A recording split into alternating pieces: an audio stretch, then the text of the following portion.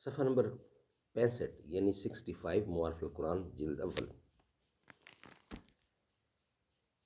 Writer ہیں اس کتاب کے مفتی اعظم پاکستان حضرت مولانا مفتی محمد شفیع صاحب۔ معارف القرآن۔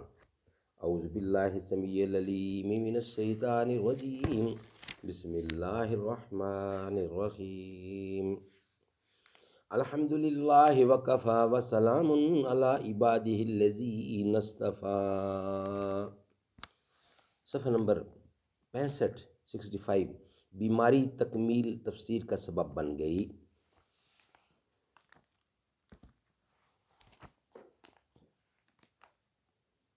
یہ نیرنگ تقدیر ایک شدید و طویل بیماری تکمیل تفسیر کا سبب بن گئی۔ یہ سرخی ہے اس سبجیکٹ کی۔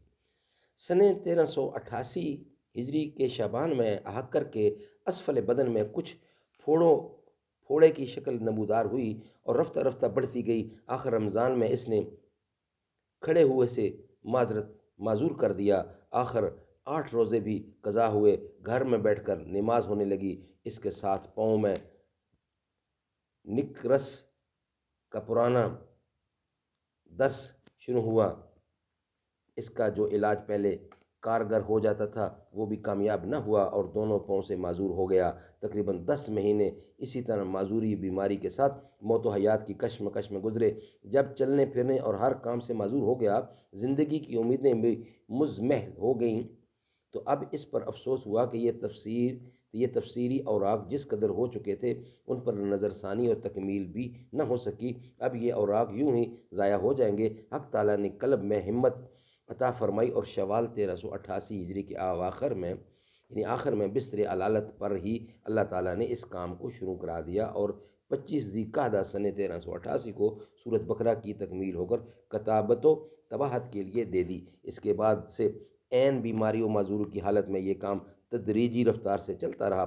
اللہ تعالیٰ نے اس کی برکت سے 10 ماہ کے بعد معذوری بھی رفع فرما دی تو رجب 1399 ہجری سے کام کسی قدر تیز ہوا، مگر اس کے ساتھ ملک میں جدید انتخابات نے سیاسی ہنگاموں کا ایک طویل طوفان کھڑا کر دیا۔ میں اگرچہ عرصہ دراز سے سیاست سے بالکل یکسو ہو چکا تھا، مگر ان انتخابات نے پاکستان میں خالص اسلامی حکومت کی بجائے کمیونزم اور سوشلزم پھیل جانے کے خطرات قوی کر دیے اور سوشلزم و عین اسلام باور کرانے کے لیے جد و جہد اور جلد سے جلوس عام ہو گئے۔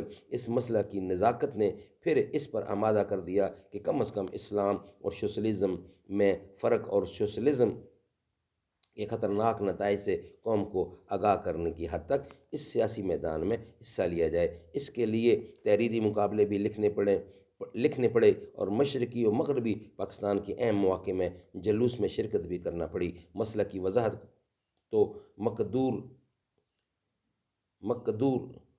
مقدر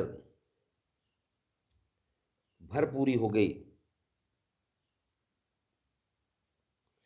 مگر سیاست کے میدان میں مسائل اور حقائق سے زیادہ زور کام کرتے رہے۔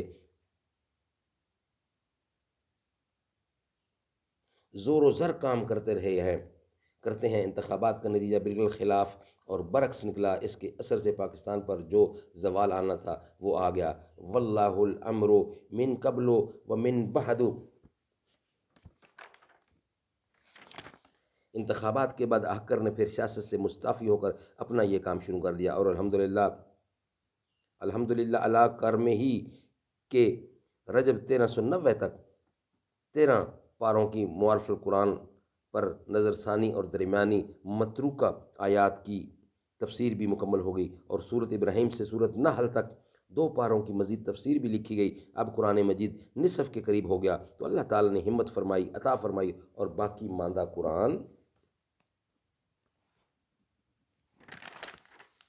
کی تفسیر لکھنا شروع کیا۔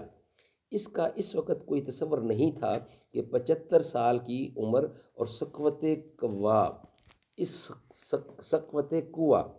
اس کے ساتھ مختلف قسم کے امراض کے تسلسل میں یہ تفسیر پوری ہو سکے گی، مگر یہ سمجھ کر کے قرآن کریم کو ختم کرنا مقصود نہیں، قرآن میں اپنی عمر کو ختم کرنا ہے۔ اللہ کے نام پر یہ سلسلہ شروع کر دیا۔ شعبان 1390 سے